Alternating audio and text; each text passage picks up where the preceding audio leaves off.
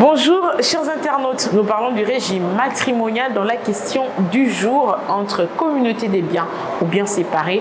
Lequel de ces deux régimes choisiriez-vous si vous arrivez de vous marier et pourquoi? Répondez à cette question en restant connecté sur Newslive. Le mieux c'est de séparer les biens. On trouve que c'est le mieux à faire, c'est de séparer les biens. Parce qu'au moment de la séparation, il se peut par exemple que le mari a plus de biens que la femme par exemple. Plus de biens que la femme, mais c'est la femme qui sera extrêmement gagnante. Donc moi je trouve que le mieux c'est de séparer les biens. À vrai dire, je suis chrétien, du coup ça déjà c'est pas un vrai débat, c'est pas en fait sur ça que je me base pour décider communauté ou séparation des biens.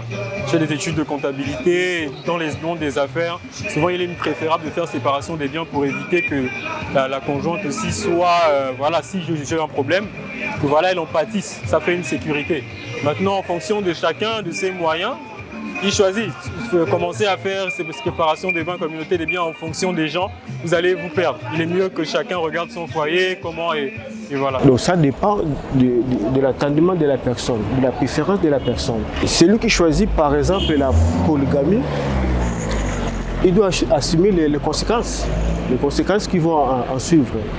Et si le monsieur et madame sont d'accord pour la polygamie, si le monsieur demain il prend une deuxième femme, une troisième, une quatrième, la femme doit assumer parce qu'elle a choisi ça. Beaucoup de gens choisissent la monogamie à cause de la fidélité ou de l'infidélité. Ils évitent l'infidélité de l'un et des autres. Voilà pourquoi ils choisissent la monogamie. En tout cas, dans tous les cas, dans tous les deux sens, c'est le choix de quelqu'un. Tu ne peux pas imposer quelqu'un de faire un choix. La femme a ses biens, l'homme a ses biens. On peut bien les séparer. Mais quand c'est le régime monogamique,